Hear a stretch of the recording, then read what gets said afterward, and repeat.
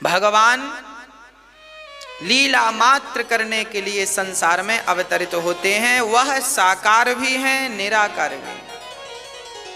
अब कुछ लोग हमारे भारत में ऐसे हैं जो इस गूढ़ बातों को नहीं जानते, केवल वो बेचारे झगड़ा करना जानते हैं। उनसे कह दो झगड़ा कर लो, कर लेंगे। आप मूर्ति पूजा करते हो ना, तो जो निराकारी लोग हैं वो आपको ताने मारते हैं, जब भगवान सब जगह है तो मूर्ति पूजा क्यों करते हो। जो निराकार के उपासक होते हैं ना, वो मूर्ति पूजा करने वालों को ताने मारते हैं। क्या जरूरत है मूर्ति पूजा करने की, भगवान तो सब जगह है। भगवान को क्या पूजना है, मंदिर क्यों जाते हो, वृंदावन क्यों जाते हो, अयोध्या क्यों जाते हो, भगवान तो सब जगह है। अब उन मूर्खों से जरा कहो कि भैया यदि भगवान सब जगह है तो क्या अयोध्या और वृंदावन और बिहारी जी के भीतर क्या भगवान नहीं है। यदि भगवान सब जगह है तो फिर वहां भी है। भाई भगवान तो सब जगह है, पर किसी की आस्था एक जगह ही लगती है और किसी का ध्यान लग गया है बिहारी जी के चरणों में, तो बुराई क्या है। यदि भगवान सब जगह है तो क्या बिहारी जी में नहीं है। बिहारी जी क्या संसार से बाहर हैं, क्या वृंदावन संसार से बाहर है। ऐसी ऐसी बातें लोग करते हैं। भाई भगवान सर्वत्र है, ये बात बिल्कुल सत्य है, पर भगवान निराकार है तो साकार भी है। अच्छा, भगवान साकार क्यों है, इसका भी एक कारण है। रामचरितमानस में लिखा है, सगुण उपासक परहित निरत नीति दृढ़ ने, ते नर प्राण समान मम जिनके द्विज पर प्रेम। भगवान कहते हैं सगुण उपासना अर्थात मूर्ति पूजा करने वाले मुझे बड़े प्रिय लगते हैं। ऐसा मैं नहीं कहता, स्वयं राम जी रामचरितमानस के माध्यम से कह रहे हैं। अच्छा, मूर्ति पूजा क्यों जरूरी है। आज हमारे भारत में बहुत सारी संप्रदाय, बहुत सारे लोग हैं जो मूर्ति पूजा नहीं करते, वो निराकार को मानते हैं। अब जरा, मैं निराकार को मानने में बुराई नहीं है, पर वो निराकार को मानते तो हैं पर मूर्ति पूजा करने वालों का विरोध करते हैं।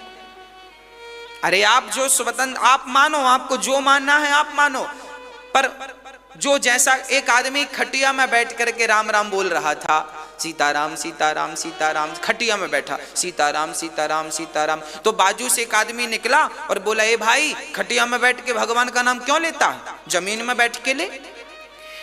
तो उस खटिया वाले ने कहा, भैया तुम लेते हो जमीन में बैठ के। बोले नहीं नहीं, हम तो भगवान का नाम जपते ही नहीं। तो उसने कहा, जब तुम जमीन में बैठ के नहीं जपते, खटिया में बैठ के नहीं जपते, तो हम जैसे जप रहे हैं हमें जपने दो।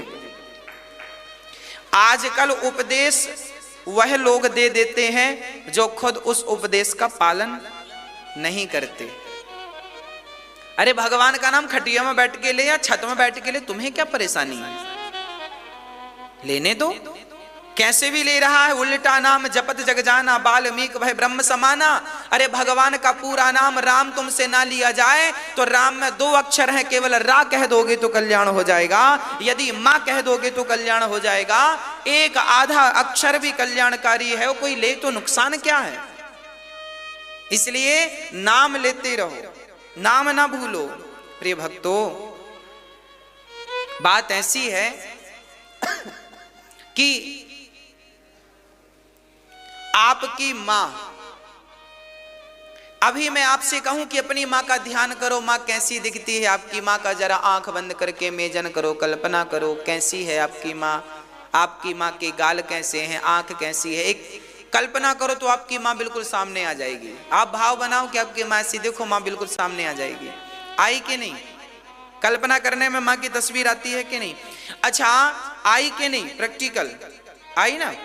अब आप ऐसा करो, जिसकी मां बचपन में मर गई थी, जिसने अपनी मां को देखा भी नहीं, उस बच्चे से कहा जाए तुम अपनी मां का चित्र बनाओ, आकृति बनाओ, भाव बनाओ, कैसी थी मां, तो जिसने मां को देखा ही नहीं वो क्या बनाएगा, बोलो, नहीं बना सकता ना भाई। जिसने मां को देखा होगा वही तो मां की आकृति बनाएगा।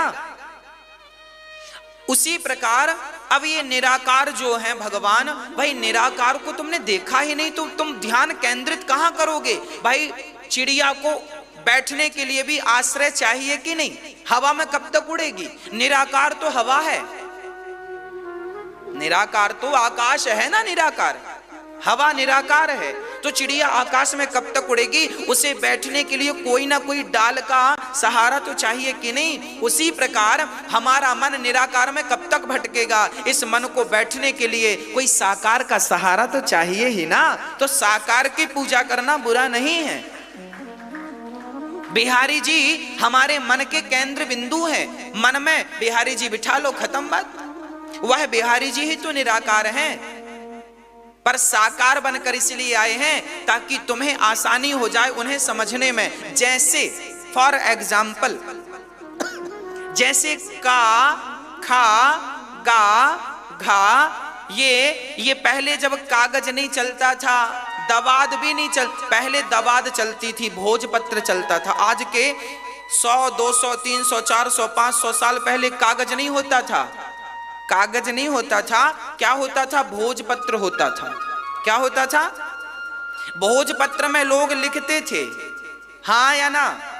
मोर की उससे लिखते थे, कलम बनाकर। दवाद से लिखते थे, दवाद प्राकृतिक स्याही थी, उससे लिखते थे। अच्छा एक बात बताओ, उसके भी पहले जब दवाद का भी आविष्कार नहीं हुआ होगा और भोजपत्र का भी आविष्कार नहीं, भोजपत्र भी जब नहीं खोज पाए होंगे, क्योंकि भोजपत्र तो प्राकृतिक है, पर सब जगह तो भोजपत्र नहीं होता, किसी किसी जंगल में भोजपत्र होता है। तो ये बताओ कि उस टाइम पे काखा गाघा कैसे लिखते होंगे? तो काखा गाघा लिखने की जरूरत नहीं पड़ती थी, लोग समझते थे, समझदार समझ लेता था का। पर बाद में पता चला कि लोग समझ नहीं पाएंगे, तो फिर पत्थरों में, पत्थर से पत्थर में लिखने की पद्धति आई। पत्थर उठाओ और पत्थर में लिखो का। अब हमें का, हमने बोला का, आपने समझ लिया ना का, पर छोटा सा बच्चा तो नहीं समझेगा ना का, उसे लिख के बताना पड़ेगा कि नहीं? हाँ या ना? मैं जानता हूं कि का कैसा है और का मतलब क्या है। आप तो नहीं जानते ना कि का कैसा है, बच्चे तो नहीं जानते ना, छोटे छोटे। तो बच्चों को ब्लैक बोर्ड में लिख के बताना पड़ता है, ये है का है ना, खा। बच्चों को केवल लिख के ना बताओ तो वो कभी पढ़ पाएंगे? पहाड़ा ना हो उनके पास, लिखित में ना हो तो क्या पढ़ेंगे? बस जैसे का भी निराकार है। देखो का कोई आकार नहीं, पर समझने के लिए उस का एक आकार बनाया गया है। हाँ या ना? बात समझ में आ रही है कि नहीं? अंदर जा रही है? का शब्द भी निराकार है। अक्षर जो होता है, अक्षर भी ब्रह्म है और अक्षर भी सब निराकार है, पर उनको समझने के लिए उनका एक आकार हमारे और आपके द्वारा बनाया गया है। का ऐसा है, ये समझो का।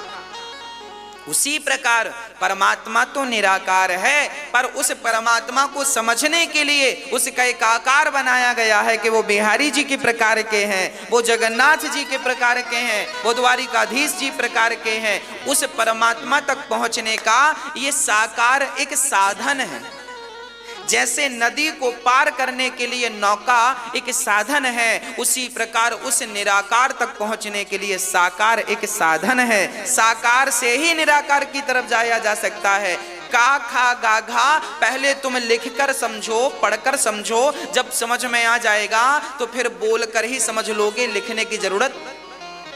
तो पहले भगवान को मूर्ति में समझना पड़ेगा, जब मूर्ति में समझ में आ जाएगा तो फिर कण कण में वो परमात्मा समझ में आ जाएगा।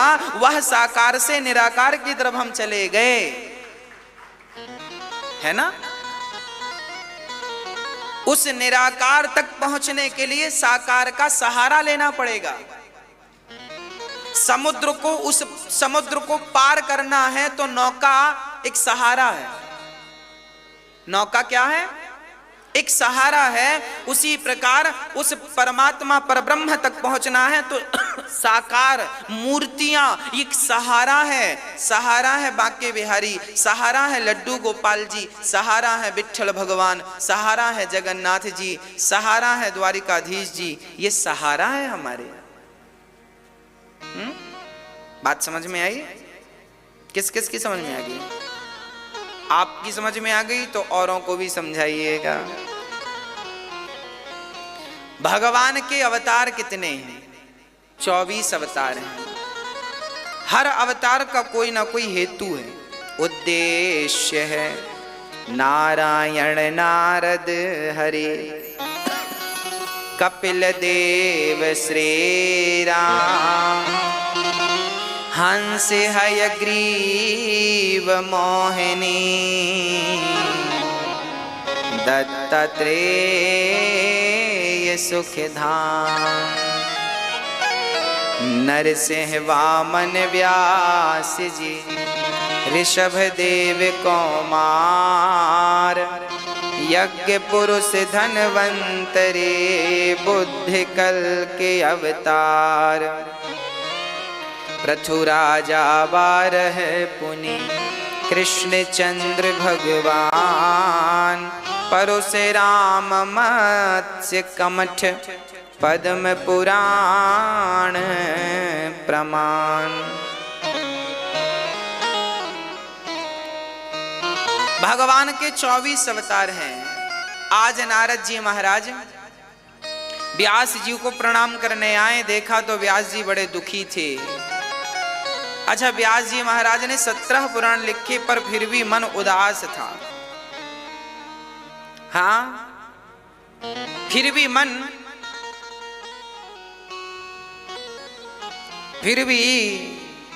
मन उदास था। क्यों उदास था? क्योंकि अभी तक उन्होंने भागवत की रचना नहीं की। जब तक भागवत की रचना नहीं की व्यास जी ने, तब तक उन्हें शांति नहीं मिली। व्यास जी आप करो, कैसे करें हम? 4 श्लोकों का आश्रय दिया, चतुश्लोकी भागवत दी, और व्यास जी ने, नारद जी ने कहा मैं दासी पुत्र था, कृपा हुई तो आज ब्रह्मा पुत्र हो गया। याद रखना, जीवन में बिना गुरु की कृपा के, संत जनों की सेवा किए बिना, आशीर्वाद लिए बिना गति नहीं।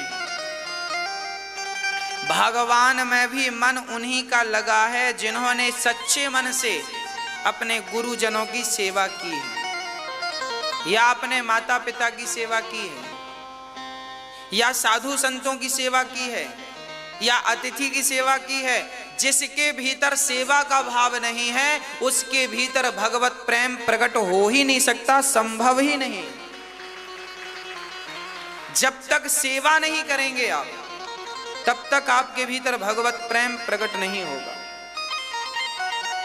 इसलिए भगवान की भक्ति करना है तो सेवा ही पहला पाठ है। सेवा करो, भगवान मिलेंगे। सेवा इस भाव से करना है कि सब ईश्वर ही है। हम ये सोचकर सेवा ना करें, हम सुबह रोज बंदरों की सेवा करते हैं, हम ये ना सोचकर करें कि ये बंदर हैं, हम ये सोचें कि भगवान ही इस रूप में सेवा को स्वीकार करने आए हैं, इस भाव से हम सेवा करें।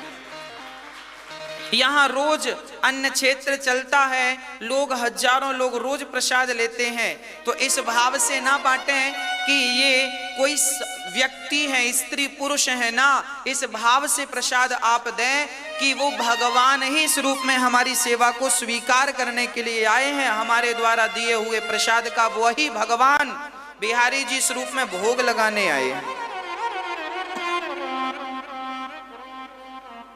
भाव सब में भगवान का हो, सर्वम खलविदम ब्रह्मा, सब ईश्वर है। व्यास जी ने नारद जी के कहने से भागवत की रचना की। कहां से शुरू किया? महाभारत के युद्ध से। अच्छा, महाभारत की कथा से व्यास जी ने भागवत क्यों शुरू की? क्योंकि महाभारत की कथा में, महाभारत की कथा में ही भगवान की भगवत्ता का परिचय है। भगवान कितने दयालु हैं, जब तक आप उनकी दया भरी लीलाओं का रसास्वादन नहीं करेंगे तब तक उनके चरणों में प्रीति कैसे होगी, तब तक उनसे मिलने की उत्कंठा कैसे होगी। तो आपको उत्कंठा बढ़ाने के लिए, भगवत प्रेम बढ़ाने के लिए उनकी उन मनोहर लीलाओं का चित्रण किया गया है इस प्रसंग में। महाभारत का महायुद्ध।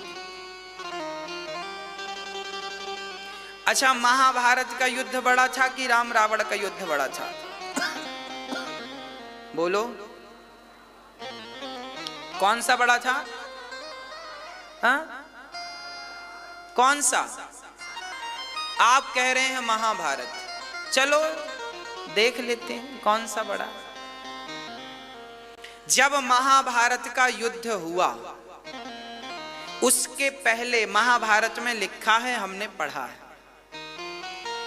भगवान श्री कृष्ण ने कहा भीम भैया जाओ आप जरा लंका के राजा विभीषण का भी साथ लेके आओ, क्योंकि महाभारत के युद्ध में केवल भारत के राजा नहीं थे, भारत के बाहर भी जो यवन, काल यवन जो नाम सुनते हैं ना भागवत, जिसको मुचकुंद ने मारा था, काल यवन, ये काल यवन भारतीय आदमी थोड़ी था, यवन देश का राजा था। बाहर के राजा भी आए थे, अमेरिका के राजा भी थे महाभारत में। उस टाइम पे नाम अलग अलग थे देशों के, लिखा है सब शास्त्रों में। तो भगवान कृष्ण ने कहा भीम भैया जाओ विभीषण जी को भी सूचना दो, वो भी कुछ आपका सहयोग करेंगे। तो भीम भैया गए विभीषण के पास। विभीषण अमर हैं, आपको पता होना चाहिए, विभीषण जी आज भी हैं, लंका के राजा विभीषण हैं वर्तमान में। अब आप कहें महाराज जी अभी कहां है वो लंका?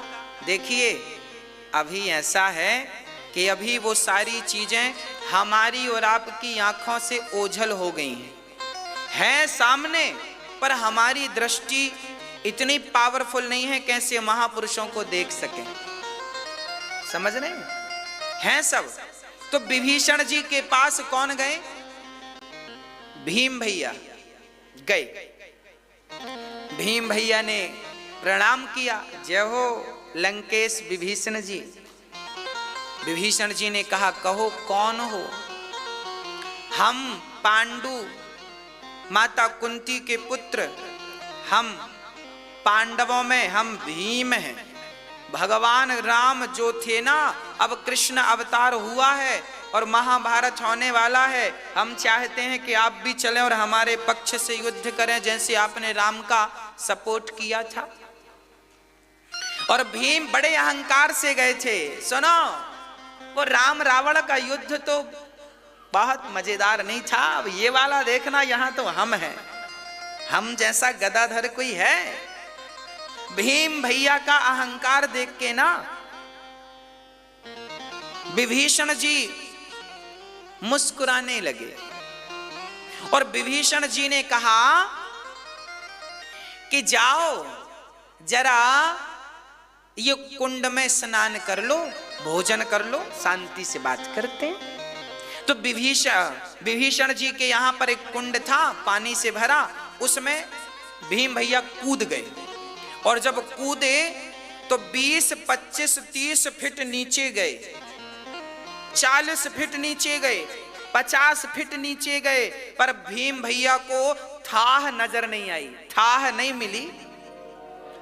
विभीषण जी ऊपर, भीम भैया ऊपर आए, नहा धो के बैठे। तो कहा विभीषण जी ने कि आपने स्नान कर लिया? हाँ हाँ कर लिया। तो आपको पता है आपने जिसमें स्नान किया था वो क्या थी? नहीं, हमें तो तालाब नजर आया। विभीषण जी ने कहा तालाब नहीं है, हमारे भाई की खोपड़ी है, संभाल के रखी है अभी तक। किसकी खोपड़ी है? कुंभकर्ण की, कुंभकर्ण की खोपड़ी है ये। और इसमें अब पानी भर गया है। भाई कुंभकर्ण का अंतिम संस्कार करने के लिए बहुत लकड़ियां चाहिए। हाँ, तो उसका संस्कार हुआ नहीं, कुछ हाथ पांव जला दिए होंगे, खोपड़ी रखी संभाल के, उसमें पानी भर लेते थे, अब तो सूख गई। उसका चमड़ा भी कोई हल्का फुल्का था कि हमारी तरह गल जाएगा, दिव्य चमड़ा था, उसमें पानी। भीम भैया बोले राम राम राम राम, मैं तो थाह नहीं ले पाया। तब भीम भैया से कहा विभीषण जी ने कि सुनो, तब राम रावण का जो युद्ध हुआ था ना, ये वही खोपड़ी है, आपने थाह नहीं पकड़ पाई। ऐसे दिग्गजों का तब युद्ध था, और आज जो महाभारत का युद्ध है ना, ये तो हमारे टाइम पे, विभीषण जी बोले अपने टाइम पे तो हमारे बंदर भालू है ऐसा युद्ध कर लेते जैसा तुम करने जा रहे हो। कोई बड़ा युद्ध थोड़ी है ये, बड़ा युद्ध तो राम रावण का युद्ध था। बड़ा युद्ध राम रावण का ना होता तो महाभारत के युद्ध में तो भगवान श्री कृष्ण ने किसी को मारा ही नहीं। और वैसे तो भगवान ने ही सबको मारा, पर अस्त्र शस्त्र तो उठाया नहीं। पर यहां राम रावण के युद्ध में तो राम को ही मैदान में उतरना पड़ा था। तो राम रावण का युद्ध इतना खतरनाक था, ये रावण कोई कम था क्या? रावण जितना पावरफुल महाभारत में कौन था? एक का नाम बताओ, कर्ण। कर्ण नहीं थे। रावण को क्या समझते हैं? सूर्य को भी अपने वश में करने की ताकत रखता था रावण। इंद्रासन को भी कब्जा कर लिया था रावण। मारे नहीं मरता था रावण, किसी के बस का नहीं था रावण। अरे रावण जैसा योद्धा महाभारत में एक भी नहीं था। कौन था रावण की टक्कर का? कोई नहीं था। इसलिए रावण की टक्कर के केवल भगवान श्री राम थे, इसलिए भगवान ने युद्ध करके उसे पराजित किया। चलो रावण की टक्कर का तो छोड़ दो, रावण का भाई कुंभकर्ण, उनकी टक्कर का कौन था? कुंभकर्ण। वहां आप कहो घटोत्कच, तो घटोत्कच और कुंभकर्ण की कोई तुलना नहीं। कुंभकर्ण तो बहुत हैवी था, बहुत पहलवान था। कुंभकर्ण ऐसा था कि एक बार यदि खाता था तो संपूर्ण भारत के आधी जनता जितना खाती थी वो एक दिन में खा जाता था, इतना खा लेता था वो। अब जो इतना खाता है ताकत कितनी होगी, वो मायावी था। तो राम रावण का युद्ध तो इतिहास के पन्नों में न भूतो न भविष्यति। राम रावण का युद्ध तो धर्ममय युद्ध था। राम रावण के युद्ध में ना मर्यादाओं का उल्लंघन कहीं नहीं हुआ था, जबकि महाभारत के युद्ध में तो पितामह भीष्म के मरने के बाद ही मर्यादाओं का उल्लंघन हो गया था। अभिमन्यु को 7 महारथियों ने मिलकर मारा था, जबकि नियम बना था एक महारथी से एक ही मारेगा। तो महाभारत के युद्ध में तो धर्म का भी कोई पालन कौरवों ने नहीं किया, क्योंकि उस समय रावण जो था ना, रावण धर्मात्मा था, दुश्मन पावरफुल था राम का। रावण अपनी मर्यादाओं से समझौता नहीं करता था, जो नियम है सो नियम है। मायावी था, माया रचता था, पर भगवान जानते थे माया का तोड़। चलिए सीधी बात यह है कि राम रावण का युद्ध ही सबसे भयंकर था। राम रावण के युद्ध में इतने लोग मारे गए थे, इतने लोग मारे गए थे कि वहां नदियां बह गई थी। लोग तो यहां भी मारे गए थे, यहां की मिट्टी भी आज भी लाल है कुरुक्षेत्र की, और वहां की मिट्टी भी आज भी लाल है, पर वो युद्ध तो युद्ध था। हाँ चलिए, महाभारत के युद्ध में क्या था? महाभारत का युद्ध तो केवल हम सभी की शिक्षा के लिए हुआ था। तब भीम भैया फिर आए वहां से, अपना समूह लिए, उनको लग रहा था हम पहलवान हैं। अब पता चला कि हमारे से तो ये करोड़ों गुना पहलवान थे, हम तो कुछ भी नहीं है। इसलिए देखो, अपने आप को ज्यादा पहलवान, ज्यादा होशियार, ज्यादा विद्वान नहीं समझना चाहिए, क्योंकि कहा गया है शेर को सवा शेर मिल ही जाता है। ऊंट जब तक पहाड़ के नीचे नहीं आता तब तक अपने आप को ही ऊंचा मानता है, जब पहाड़ के नीचे आता तब लगता है यार हमसे भी ऊंचा है ये। नहीं तो ऊंट को यही लगता हम सबसे ऊंचे। भीम भैया को अब पता चला, अब आया ऊंट पहाड़ के नीचे, तो भीम भैया फिर गए पूरी। फिर वहां लिखा है कि फिर श्री विभीषण जी ने बहुत सारा सोना चांदी तलवार इत्यादि उन्हें प्रदान किए, जाओ युद्ध में ये सहायक बनेंगी। सोना दिया, धन दिया। युद्ध जब होते थे ना उस जमाने में तो चंदा वसूली होती थी, तो चंदा इन्होंने भी दिया था, लंका के राजा ने सोना दिया, गाड़ियों में भर के तलवारें दी, अस्त्र शस्त्र दिए, कवच दिए, जाओ। बड़े बड़े राजा सहयोग करते थे। महाभारत का युद्ध जो था, दो भाइयों के बीच में युद्ध था, पांडव और कौरव, काका दाऊ के भाई थे। राम रावण का युद्ध, रामायण में और महाभारत में एक ही अंतर है कि अधिकार छोड़ दो आप अपना तो रामायण जैसा ग्रंथ तैयार होगा, और अधिकार के लिए खड़े हो जाओ अधिकार लेने के लिए तो महाभारत जैसा ग्रंथ तैयार हो जाएगा। बस इतनी सी बात समझ लो। राम ने अपने अयोध्या का राज्य छोड़ दिया, अयोध्या के राज्य को छोड़ दिया तो क्या तैयार हुआ? रामायण तैयार हुई। और कौरव पांडवों ने अपना अधिकार मांग लिया, और मांग लिया तो महाभारत तैयार हो गया। अधिकार छोड़ दो तो रामायण लिखी जाएगी, और अधिकार मांग लो तो महाभारत तैयार हो जाएगा। बस ये समझो। आज जितने भी घरों में महाभारत हो रहे हैं ये अधिकार मांगने वाले महाभारत चल रहे हैं, और कलयुग में यही ज्यादा रहेंगे, इसलिए द्वापर के बाद फिर कलयुग ही स्टार्ट हो गया।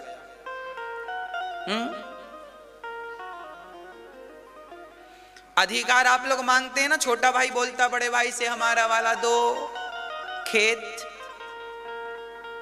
बड़ा भाई बोलता है नहीं मैं ही अब ले रहा हूं, मैं ही जोत रहा हूं, मैं ही बो रहा हूं, अब मेरा हो गया, अब नहीं देता अधिकार। अब अधिकार नहीं देता तो छोटा भाई फिर महाभारत करने लगता, महाभारत हो गया। अधिकार नहीं दिया, जिसका जितना था दे दिया होता तो महाभारत नहीं होता। 5 गांव दे दिए होते कौरवों ने पांडवों को तो महाभारत नहीं होता। अधिकार मांगा था पांडवों ने पर नहीं दिया, नहीं दिया सो महाभारत।